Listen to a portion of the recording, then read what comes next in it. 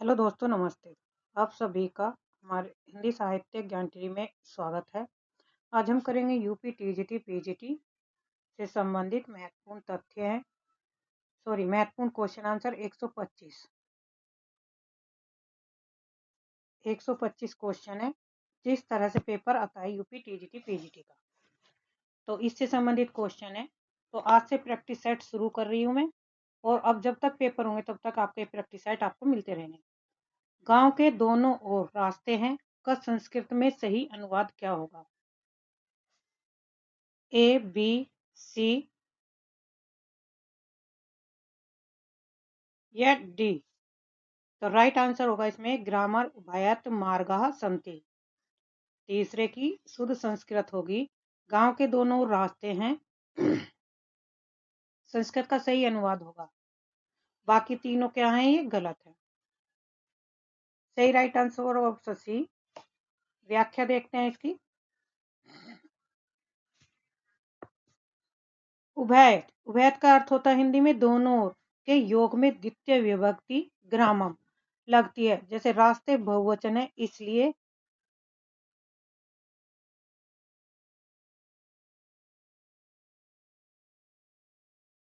इसलिए मार्ग संति सही यहाँ पे प्रयोग हुआ है। दूसरा क्वेश्चन है,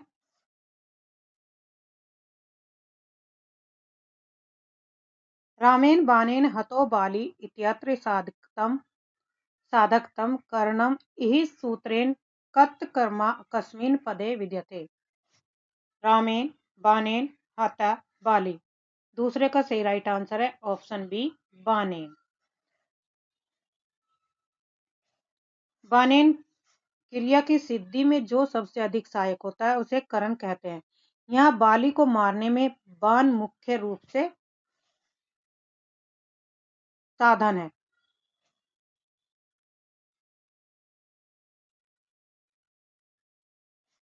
तो राइट आंसर होगा ऑप्शन बी, बाणेन। पट धातु के वर्तमान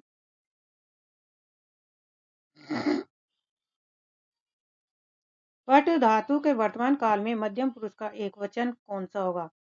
तो पट धातु का मध्यम पुरुष का एक वचन होगा राइट आंसर पटसी। इसमें प्रथम और द्विवचन और बहुवचन। तो ये प्रथम के हो गए पठती, पठत, पठंती। दूसरा होगा इसका मध्यम पुरुष का, ये क्या है, प्रथम वचन का। और मध्यम पुरुष का होगा पठसी, पठत,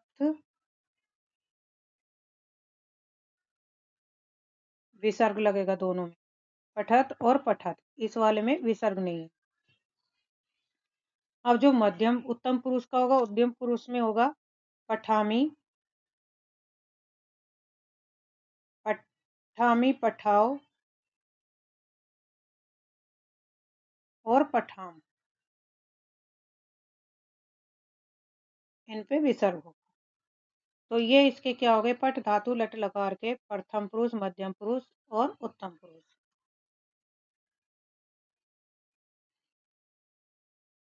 मध्यम पुरुष का एक वचन पटसी होगा, द्विवचन में पठत होगा और बहुवचन में भी पठत होगा। लेकिन इसमें क्या होगा, विसर्ग नहीं लगेगा।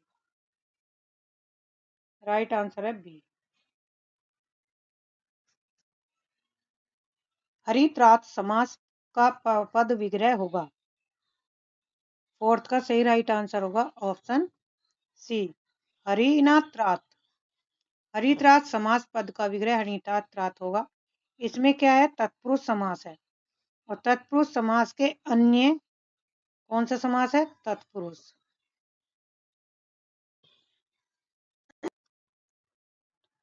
हरिनातात में तत्पुरुष समास है। तत्पुरुष समास के अन्य उदाहरण है जैसे रसोई घर,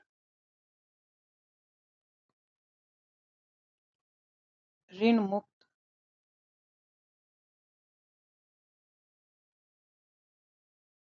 ऋण मुक्त, राष्ट्र गौरव,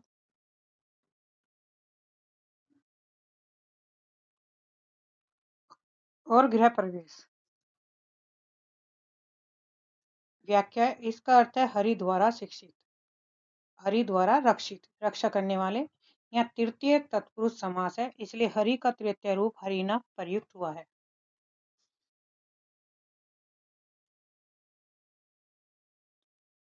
गोधूम चन कम में समास कौन सा है? तो राइट आंसर है समाहार द्वंद। व्याख्या है, जहाँ दो पद मिलकर एक समूह समाहार का बोध कराते हैं वह नपुंसक लिंग एक वचन में रहते हैं, वहाँ समाहार द्वंद होता है। मनोयोग में कौन संधि विच्छेद कौन सी है? तो मन प्लस योग। ऑप्शन है, इसमें क्या होगी? विसर्ग संधि। मनोयोग, ये इसकी व्याख्या दी गई। यह विसर्ग संधि है, इस विसर्ग के बाद यह आने पर ओ में बदल जाता है। कौन सी रचना कालिदास की नहीं है? तो ऋतु संहार, कुमार संभव, बुद्ध चरित्र, रघुवंश। बुद्ध चरित्र जो रचना है वो किसकी है? आशु घोष की है। बाकी तीनों रचनाएं किसकी है? कालिदास की।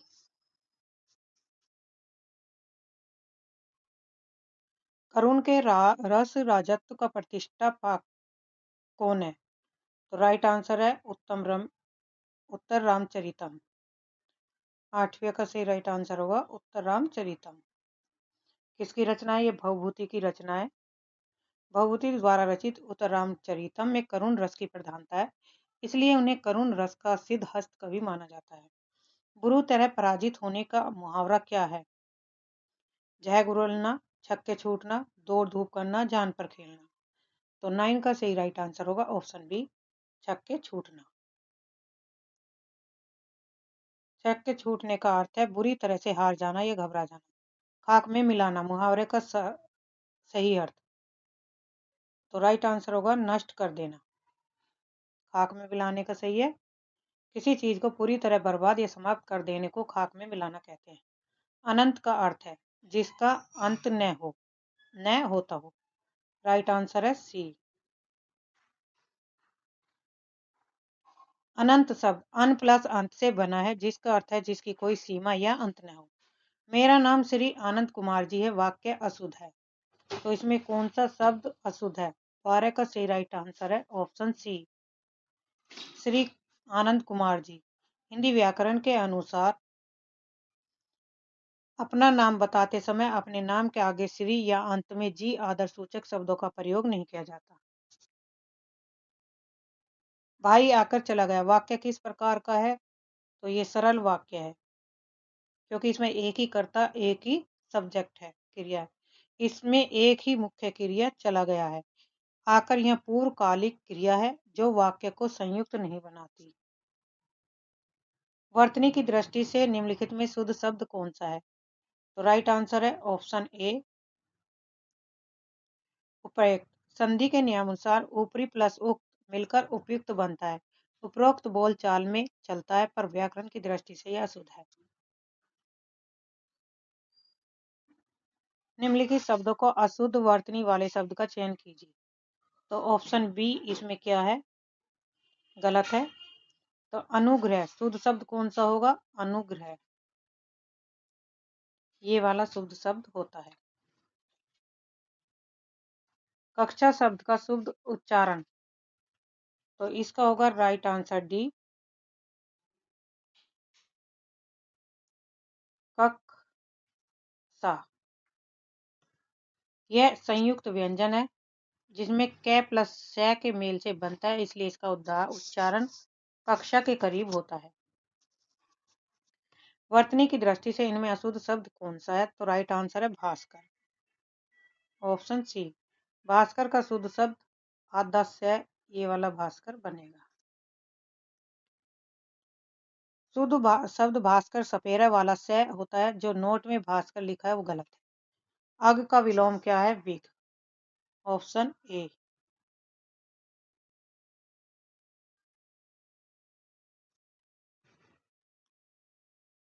अग का अर्थ है जिसे ज्ञान न हो, और विक का अर्थ है जो विशेष रूप से जानता हो। सामिस का विलोमार्थक है निरामिस, तो राइट आंसर है सी। सामिस मांसाहारी का विलोम और निरामिस शाकाहारी। सामिस का अर्थ है मांसाहारी और विलोम निरामिस का शाकाहारी। विवाद शब्द का विलोम होगा निर्विवाद, ऑप्शन बी। जहां विवाद न हो उसे निर्विवाद कहते हैं। अनुरक्त शब्द का विलोम शब्द है विरक्त, ऑप्शन ए। अनुरक्त प्रेम या लगाव होना, इसका उल्टा होगा लगाव न होना। हर्ष शब्द का विलोम है विषाद, ऑप्शन ए। हर्ष का अर्थ खुशी और विषाद का अर्थ दुख होता है। विषाद का अर्थ क्या होता है? दुख। हर्ष का खुशी। निम्नलिखित में से एकार्थी शब्द कौन सा है? तो राइट आंसर होगा ऑप्शन बी अभिमान। अभिमान। अक्ष, अरुण और अर्थ के कई अर्थ हैं, अनेकार्थी होते हैं, जबकि अभिमान का एक ही मुख्य अर्थ है। कर्ण शब्द का तद्भव रूप है, तो कर्ण का क्या होगा? कान, ऑप्शन सी। संस्कृत शब्द में कर्ण से हिंदी का तद्भव शब्द कान बना है। निम्नलिखित में से कौन सी शब्द विशेषी स्रोत से संबंधित है? तो रोशनदास, ऑप्शन ए। रोशनदास कौन सा शब्द है? फारसी मूल शब्द है, फारसी का। निम्नलिखित है इनमें तद्भव शब्द कौन सा है? तो राइट आंसर है उजाला, ऑप्शन ए। उजाला तद्भव, इसका तत्सम रूप उज्ज्वल होता है, बाकी तीनों शब्द संस्कृत के तत्सम रूप हैं। आश्चर्य, अग्नि और अश्रु क्या है? तत्सम शब्द। निम्नलिखित में से एक युग्म अशुद्ध है, वह कौन सा है? तो सी।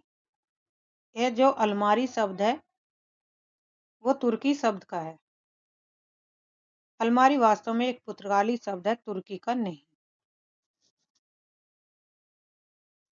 तद्धित प्रत्यय का उदाहरण नहीं है। सिलाई, भलाई, बुराई, अच्छाई, तो सिलाई नहीं है, ऑप्शन ए।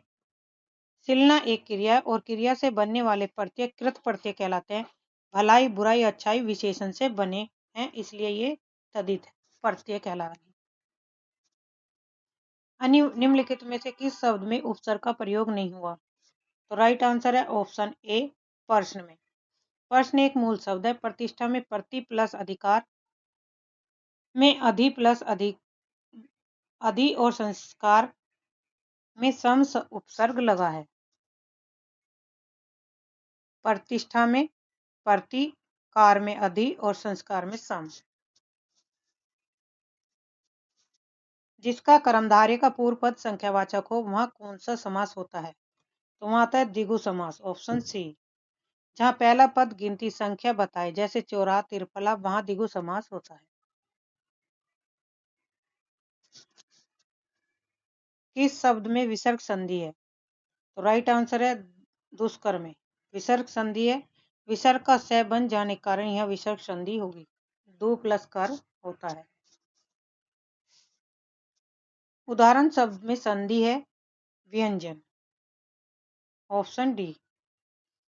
इसका विच्छेद होगा उत प्लस हरण।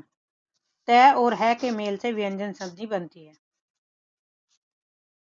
तदाकार का शुद्ध संधि विच्छेद होगा तत् प्लस आकार, ऑप्शन बी। व्यंजन संधि के नियमानुसार तय के बाद स्वर आने पर तय वर्ण तय अपने वर्ण के तीसरे अक्षर द में बदल जाता है। भेड़ चर रही है, इस वाक्य का सही बहुवचन क्या है? भेड़ें चर रही हैं, ऑप्शन बी। भेड़े का बहुवचन भेड़े होगा और बहुवचन होने के कारण क्रिया में है बिंदी वाला है लगेगा, यानी कि जो ऐसा है तो वो गलत होगा और यहाँ पे बिंदी लगेगी तो ये सही होगा बहुवचन में। निम्नलिखित में से कौन सा शब्द स्त्रीलिंग है? तो इच्छा है, ऑप्शन सी। हम कहते हैं मेरी इच्छा है स्त्रीलिंग, जबकि सौभाग्य प्राप्त होता है और नृत्य किया जाता है पुल्लिंग। कविता का मर्म में कौन सी विभक्ति है? तो षष्ठी विभक्ति है ऑप्शन ए। जहां का की के शब्द का प्रयोग हो वहां षष्ठी विभक्ति होती है। निम्न में भाववाचक संज्ञा कौन सी है? तो राइट आंसर है ऑप्शन बी गरीबी। गरीब एक विशेषण है, लेकिन गरीबी एक अवस्था या भाव का नाम है, इसलिए यह भाववाचक संज्ञा है। वह इधर उधर घूमती रहती है। वाक्य में अव्यय पद है इधर उधर। Option B. इधर उधर एक क्रिया विशेषण अव्यय है, क्योंकि इसका रूप लिंग, वचन और काल के अनुसार नहीं बदलता।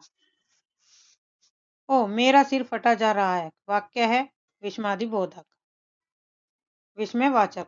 ओ शब्द दुख या हैरानी, विस्मय प्रकट कर रहा है, इसलिए यहाँ पे विस्मयवाचक वाक्य होगा। निम्नलिखित में से कौन सा क्रिया विशेषण का भेद नहीं है? तो राइट आंसर है गुणवाचक। Option D. गुणवाचन विशेषण का एक भेद है, ना कि क्रिया विशेषण का। निम्नलिखित में से किसे अविकारी शब्द माना गया है? तो राइट आंसर है अव्यय शब्द को। Option C. जिन शब्दों के रूप में कोई बदलाव नहीं होता उन्हें अविकारी या अव्यय शब्द कहते हैं। निम्नलिखित में से महाप्रांत ध्वनियां कौन सी है? तो राइट आंसर होगा ड और घ। Option D. प्रत्येक वर्ग का दूसरा और चौथा वर्ण महाप्राण कहलाता है। यहाँ ड और घ अपने वर्ग के चौथे वर्ण में है। मात्रा स्वर को क्या कहते हैं?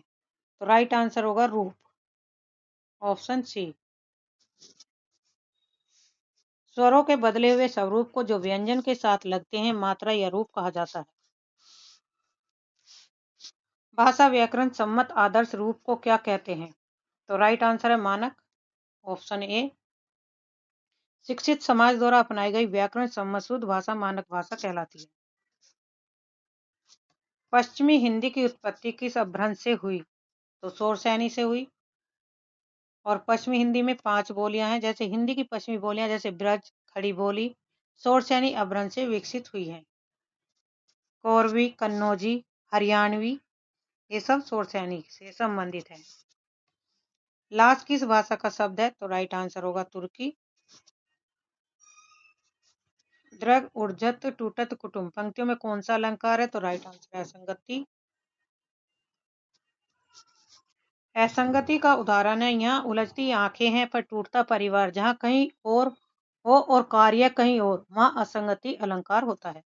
विभावना अलंकार का लक्षण है बिना कारण के कार्य सिद्ध होना। Option B. उदाहरण है जहाँ साधन या कारण के बिना ही काम हो जाए वहाँ विभावना अलंकार हो जाए। जैसे बिना पद के चलना, बिना पैरों के चलना और बिना कानों के सुनना। छंद शास्त्र के प्रणेता माने जाते हैं। राइट आंसर है पिंगल। आचार्य पिंगल ने छंद शास्त्र की रचना की, इसलिए इसे पिंगल शास्त्र भी कहते हैं। छंदों को पढ़ते समय कई स्थलों पर विराम लेना पड़ता है। उन विराम स्थलों को क्या कहते हैं? यति। Option A. छंद के प्रवाह में जहां हम थोड़ी देर रुकते और उस ठहराव को यति कहते हैं। करुण को एकमात्र रस किसने माना है? तो भवभूति ने। Option D. महाकवि भवभूति ने अपने नाटक उत्तर रामचरितम में कहा है कि एको रस है करुणा एवं, अर्थात करुण रस ही एकमात्र रस है। 10 रूपक के लेखक कौन है? धनंजय। Option B.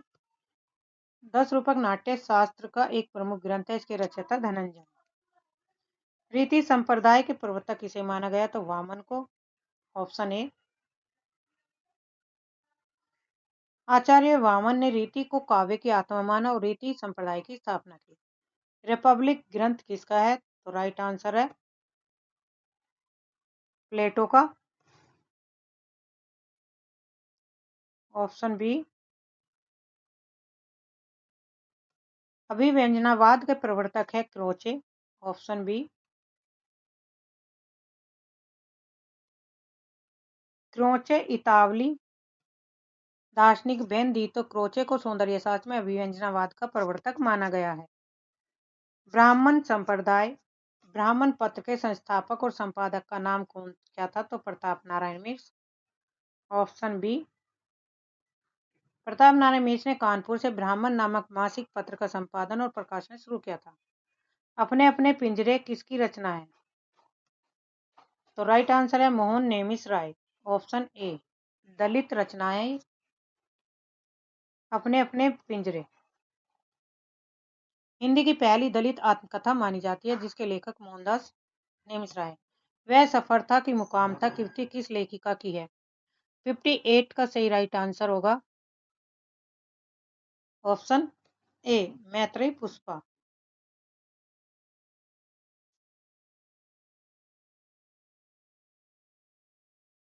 वह सफलता की मुकाम था प्रसिद्ध लेखिका मैत्रेयी पुष्पा की आत्मकथा का एक भाग है। हमारी यात्रा के यात्रा वृत्तांतकार कौन है? 59 का सही राइट आंसर होगा ऑप्शन सी, लोचन पांडे, लोचन प्रसाद पांडे। पैरों में पंख बांधकर यात्रा वृत्तांत के लेखक हैं। 60 का सही राइट आंसर है ऑप्शन ए, रामवृक्ष बैनीपुरी। पैरों में पंख बांधकर उड़ते चलो रामवृक्ष बैनी की प्रसिद्ध यात्रा वृत्तांत है। रिपोर्टाज किस भाषा का शब्द है? फ्रांसीसी, ऑप्शन बी।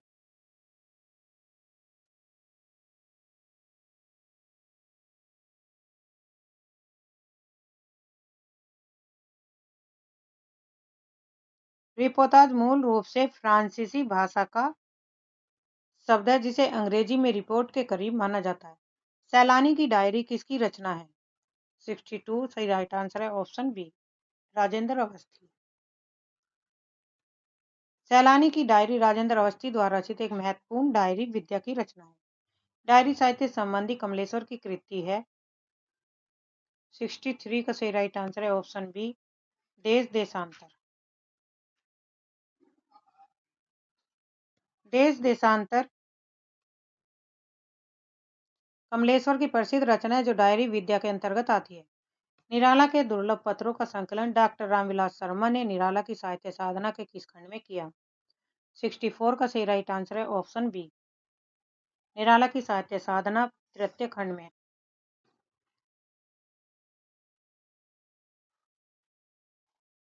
64 का सही राइट आंसर है ऑप्शन बी, निराला की सत्य साधना का तृतीय खंड।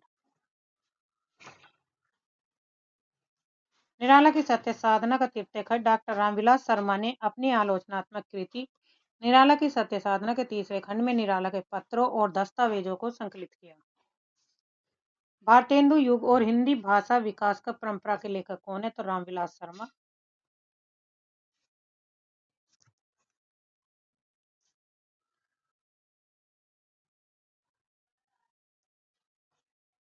यह प्रसिद्ध आलोचनात्मक ग्रंथ मार्क्सवादी आलोचक डॉक्टर रामविलास शर्मा के द्वारा लिखी गई है। डॉक्टर संपूर्णानंद के निबंध का नाम क्या है? हिंदी भाषा की उत्पत्ति, आचरण की सभ्यता, गेहूं बनाम गुलाम या भाषा की शक्ति। 66 का सही राइट आंसर है ऑप्शन डी, भाषा की शक्ति। निबंध को गद्य की निकष किस आलोचना ने माना है? 67 का सही राइट आंसर है ऑप्शन बी, आचार्य रामचंद्र शुक्ल जी ने। आचार्य रामचंद्र शुक्ल का प्रसिद्ध कथन है, यदि गद्य कवियों या लेखकों की कसौटी है तो निबंध गद्य की कसौटी निकष है।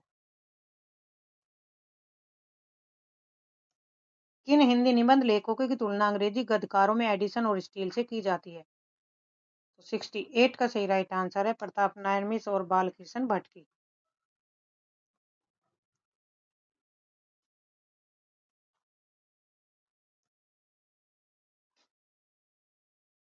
बालकृष्ण भट्ट को हिंदी का स्टील और प्रताप नारायण मिश्र को हिंदी का एडिसन कहा जाता है। भारतेंदु के अनुसार हिंदी नई चाल में कब ढली? तो 1873 में, ऑप्शन सी। किसकी रचना है? भारतेंदु हरिश्चंद्र की।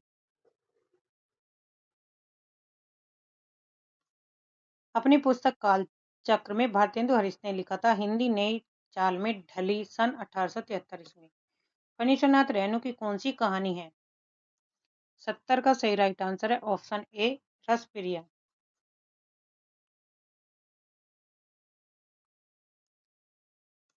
रसप्रिया आंचलिक कथाकार फणीश्वर नाथ रेणु की एक बहुत ही मर्मस्पर्शी और प्रसिद्ध कहानी। निम्नलिखित में से किस कहानी के लेखक प्रेमचंद नहीं है? तो 71 का सही राइट आंसर होगा छोटा जादूगर, ऑप्शन डी। छोटा जादूगर जयशंकर प्रसाद की कहानी है, जबकि बाकी तीनों प्रेमचंद की रचनाएं हैं। पर्दा कहानी के लेखक हैं यशपाल, ऑप्शन ए।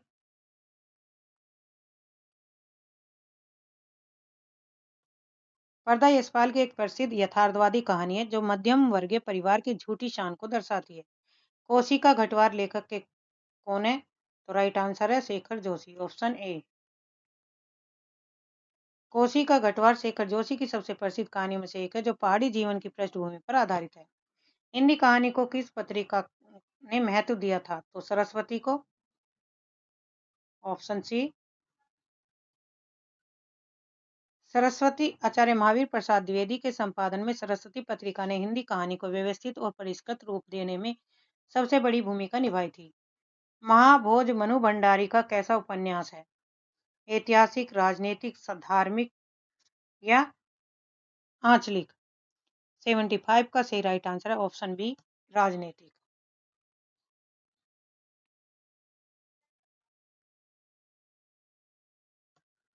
महाभोज आज की राजनीति के भ्रष्टाचार, स्वार्थ और मूल्यों के पतन को उजागर करने वाला एक सशक्त राजनीतिक उपन्यास और नाटक है। दहेज और अनमेल विवाह की समस्या प्रेमचंद ने अपने किस उपन्यास में उठाई थी? तो 76 का सही राइट आंसर है ऑप्शन डी, निर्मला में।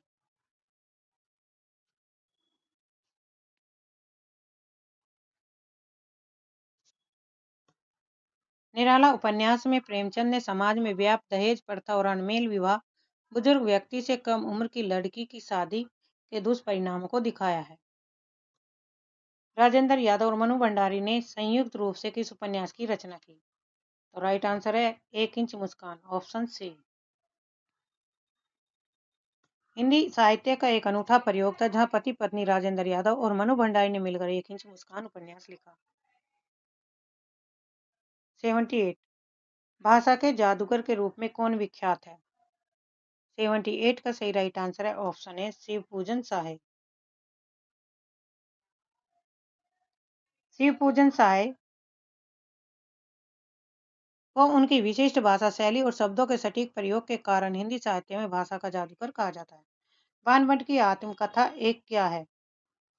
79 का सही राइट आंसर होगा ऑप्शन डी, जीवन मूल्यों पर आधारित उदात्त प्रेम कहानी या कथा, डी।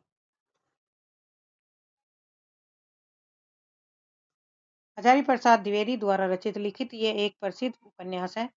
नाम आत्मकथा है पर विद्या उपन्यास है जो हर्षकालीन समाज और उदात्त प्रेम का चित्रण करता है। गोदान उपन्यास की मुख्य कथा का आधार क्या है? 80 का सही राइट आंसर है ऑप्शन बी, कृषक जीवन।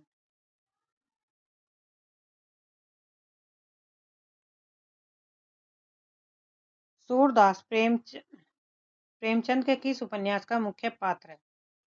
तो रंगभूमि का है, option D.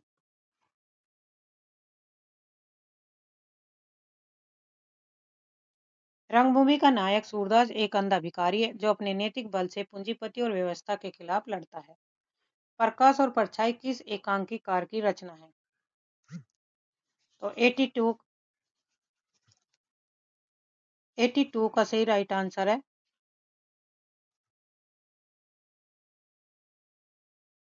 Option B, Vishnu Prabhakar.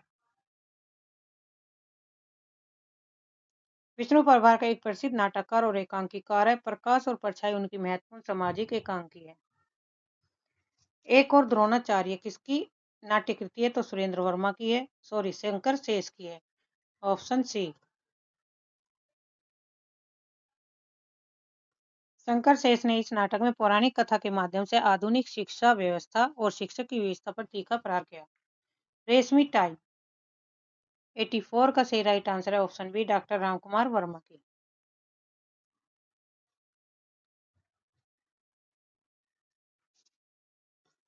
Doctor Ramkumar Verma को हिंदी का एकांकी जनक माना जाता है। रेशमी टाई उनकी एक प्रसिद्ध मनोवैज्ञानिक एकांकी है। कैसी एकांक है? मनोवैज्ञानिक, ये भी याद रखना है। प्रेमचंद लिखित करबला की विद्या है कहानी, निबंध, नाटक या उपन्यास? 85 का सही राइट आंसर है नाटक।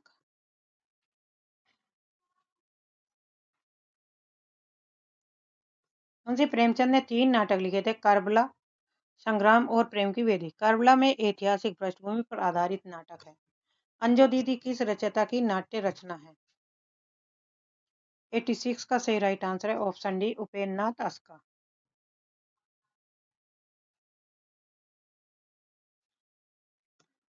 उपेन्द्र नाथ अस्क, यह अस्क जी का सबसे प्रसिद्ध नाटक है। इसमें अनुशासन की अति और उससे उपजे पारिवारिक तनाव को दिखाया गया है। जयशंकर प्रसाद रचित चंद्रगुप्त नाटक के पात्रों के विषय में कौन सा कथन गलत है? 87 का सही राइट आंसर होगा ऑप्शन बी, कल्याणी मगध की पटरानी है। यह कथन क्या है? गलत है। नाटक में कल्याणी मगध की राजकुमारी है, पटरानी नहीं। अन्य विकल्प ऐतिहासिक नाट्य के रूप से सब सही हैं।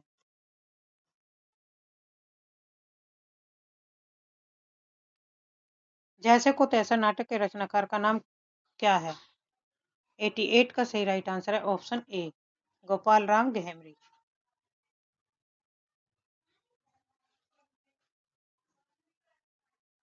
गोपाल राम गहेमरी जासूसी उपन्यासों के लिए प्रसिद्ध है, लेकिन उन्होंने जैसे को तैसा जैसा प्रहसन नाटक भी लिखा। अग्निलीक काव्य नाटक कृति के रचनाकार है। 89 का सही राइट आंसर है ऑप्शन सी, भारत भूषण अग्रवाल।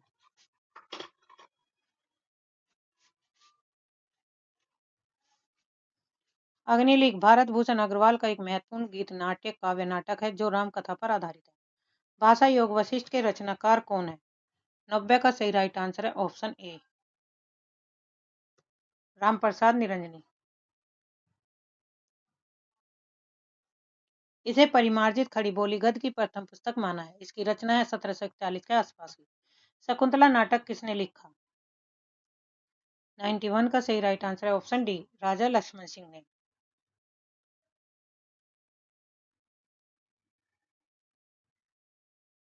राजा लक्ष्मण सिंह ने 1862 में कालिदास के अभिज्ञान शकुंतलम का हिंदी अनुवाद किया। शकुंतला नाटक नाम से किया था जो बहुत लोकप्रिय है।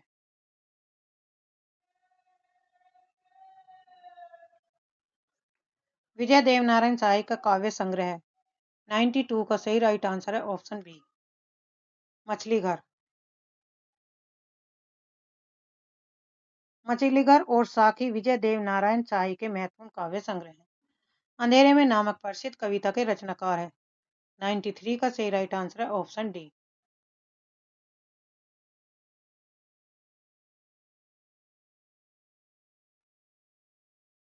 अंधेरे में हिंदी की सबसे लंबी और महत्वपूर्ण कविताओं में से एक है जो फैंटेसी शैली में लिखी गई। हमें प्रयोगवादी कहना उतना ही सार्थक या निरर्थक है जितना हमें कवितावादी कहना। यह कथन किसका है? 94 का सही राइट आंसर है ऑप्शन ए।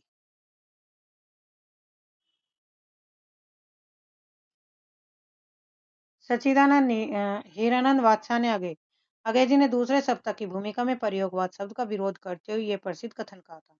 इनमें से दूसरे सप्तक के कवि संकलित है। दूसरा सप्तक कब आया था? 1951 में, और पहला 1943 में, तार सप्तक।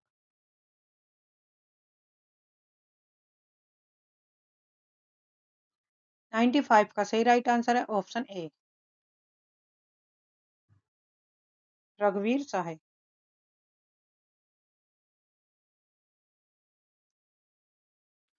प्रगतिवाद, अच्छा, इसमें दूसरे सप्तक के 1951 के कवियों में रघुवीर साहे, धर्मवीर भारती, शकुंतला माथुर आदि शामिल है। प्रगतिवाद के संदर्भ में इनमें से एक कथन सही नहीं है, तो कौन सा नहीं है? 96 का सही राइट आंसर है ऑप्शन ए, यह कथन सही नहीं है। प्रगतिवाद जनजीवन के साथ प्रकृति और कल्पना लोक में सौंदर्य खोजता है।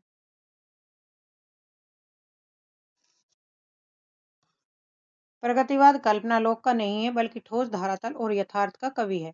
कल्पना लोक में सौंदर्य खोजना छायावाद की विशेषता है। नागार्जुन का असली नाम क्या है? तो वैद्यनाथ मिश्र, ऑप्शन सी।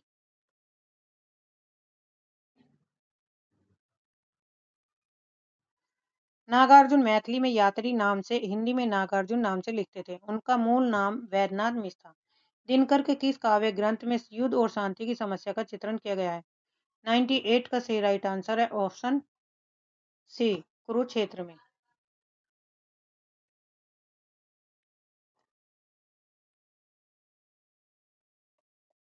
कुरुक्षेत्र में द्वितीय विश्व युद्ध की छाया में लिखा गया है, जिसमें भीष्म और युधिष्ठिर के संवाद के माध्यम से युद्ध की अनिवार्यता और शांति पर विचार किया गया था। जिस तरह हम बोलते हैं उस तरह तू लिख, और उसके बाद भी हमसे बड़ा तू दिख। उपयुक्त पंक्तियों के रचनाकार कौन है? 99 का सही राइट आंसर है ऑप्शन डी, भवानी प्रसाद मिर्स।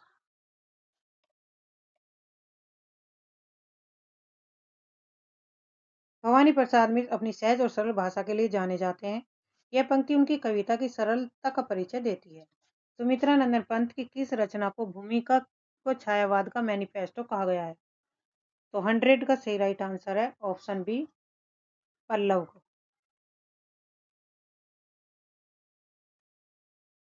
पल्लव 1928 की भूमिका को छायावाद का घोषणा पत्र या मैनिफेस्टो कहा जाता है, क्योंकि इसमें पंत जी ने खड़ी बोली और छायावादी काव्य भाषा का जोरदार समर्थन किया। 101 छायावाद के समर्थन में सबसे पहला लेख लिखने वाले लेखक कौन है? तो यह है मुकुटधर पांडे। 1920 में जबलपुर से प्रकाशित श्री शारदा पत्रिका में हिंदी में छायावाद शीर्षक से 4 लेखकों की माला लिखी है। 101 का सही राइट आंसर है ऑप्शन बी।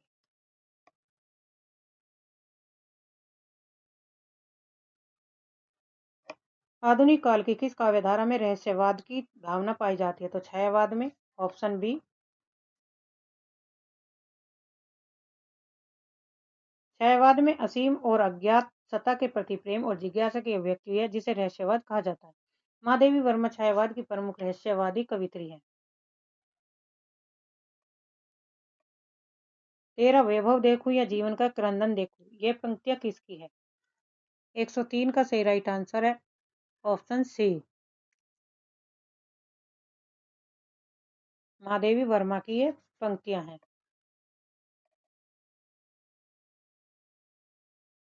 जिसमें उन्होंने अपनी दुखवादी और करुणापूर्ण जीवन दृष्टि को व्यक्त किया है। कलाधर उपनाम से रचना करने वाले कवि का क्या नाम है? ये जयशंकर प्रसाद। जयशंकर प्रसाद अपनी शुरुआती रचनाएं ब्रज भाषा में कलाधर नाम उपनाम से लिखते थे। काव्य उर्वशी की रचयिता हैं रामधारी सिंह दिनकर। ऑप्शन ए।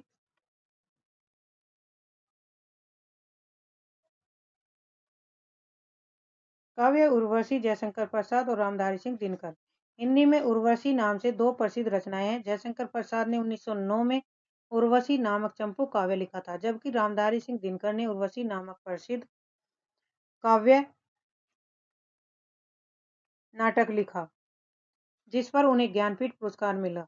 विकल्पों के अनुसार दोनों सही हो सकते हैं, पर अक्सर चंपू काव्य के संदर्भ में प्रसाद को चुना जाता है। निराला की कविता जूही की कली को किस संपादक ने बिना प्रकाशित किए लौटा दिया था? तो महावीर प्रसाद द्विवेदी ने। Option D.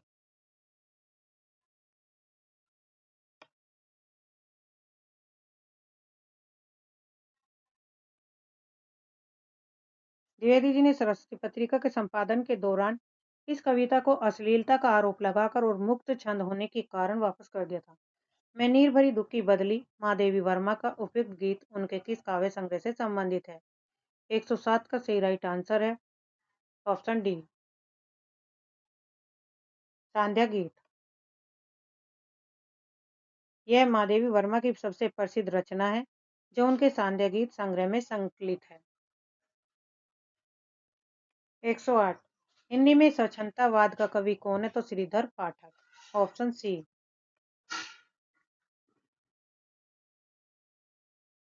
श्रीधर पाठक को हिंदी साहित्य में स्वच्छंदतावाद का प्रवर्तक माना जाता है। धाराधर धावन शीर्षक से कालिदास के मेघदूत का अत्यंत सरस पदबंध अनुवाद निम्न में से किसने किया? 109 का सही राइट आंसर होगा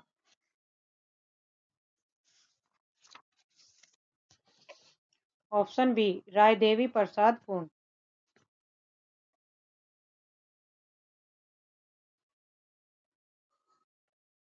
रादेवी प्रसाद पूर्ण ने कालिदास के सुप्रसिद्ध ग्रंथ मेघदूत का ब्रज भाषा में बहुत ही सुंदर अनुवाद किया। त्रिशूल उपनाम किसका है? 110 का सही राइट आंसर है ऑप्शन डी, गया प्रसाद शुक्ल स्नेही। गया प्रसाद शुक्ल स्नेही श्रृंगारिक कविता स्नेही नाम से और राष्ट्रीय भावना की कविताएं त्रिशूल उपनाम से लिखते थे। इंपोर्टेंट है।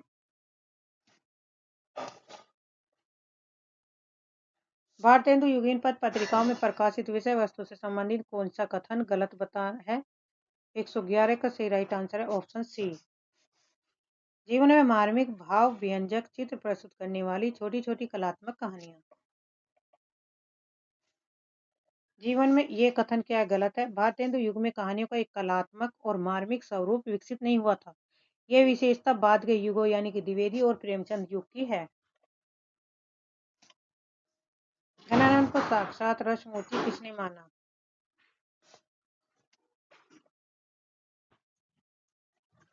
क्वेश्चन नंबर 112, घनानंद को साक्षात रसमूर्ति किसने कहा? तो राइट आंसर है आचार्य रामचंद्र शुक्ल, ऑप्शन सी।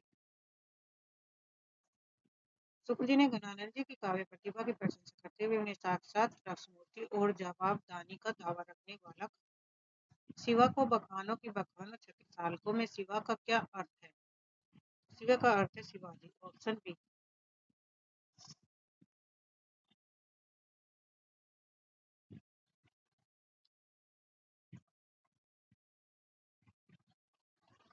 यह पंक्ति कवि भूषण की है। यहाँ शिवा शब्द छत्रपति शिवाजी महाराज के लिए प्रयुक्त है। ग्रंथ सत्सई के विषय वस्तु क्या है? राइट आंसर है नीति, ऑप्शन सी।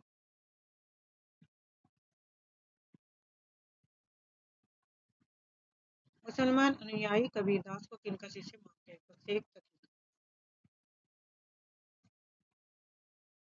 मुसलमान अनुयायी शेख तकी को कबीर का गुरु मानते हैं, जबकि हिंदू परंपरा में स्वामी रामानंद को उनका गुरु माना जाता है। दोहा चौपाई में लिखित पदों को क्या कहते हैं? Ramayan, option A. कबीर की बीजक के 3 भाग है, साखी दोहा छंद में, जबकि रमैनी चौपाई और दोहा छंद में रचित है। रहीम किसके दरबारी कवि थे? तो अकबर थे, ऑप्शन बी।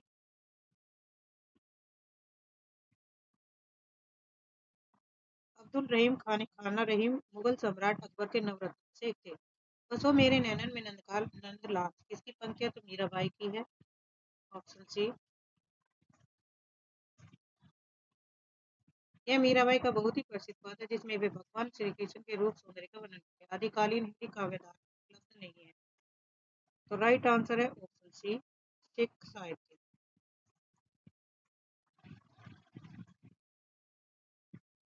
आदिकाल में जैन, सिद्ध और नाथ साहित्य प्रचुर मात्रा में मिलता है। सिख साहित्य का विकास काफी बाद में भक्ति काल यानी उसके बाद। पृथ्वीराज रासो को हिंदी का प्रथम महाकाव्य कहने वाले आलोचक हैं। ठीक है, प्रथम महाकाव्य तो आचार्य रामचंद्र शुक्ल ने माना, ऑप्शन सी। आचार्य शुक्ल ने पृथ्वीराज रासो को हिंदी का प्रथम महाकाव्य और उसके रचयिता चंद्रवरदाई को हिंदी का प्रथम महाकवि माना। रणमल छंद का रचयिता कौन है? तो श्रीधर है, ऑप्शन डी।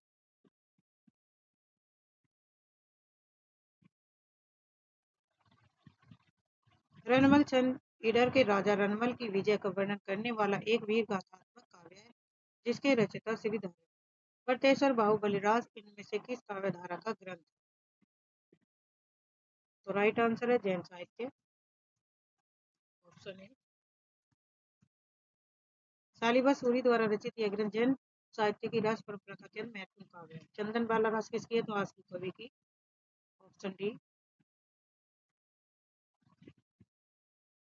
कवि आसकू आसक ने लगभग 1200 ईस्वी में चंदन बाला रास की रचना की। भक्ति काल का नाम पूर्व मध्यकाल किस आचार्य ने दिया?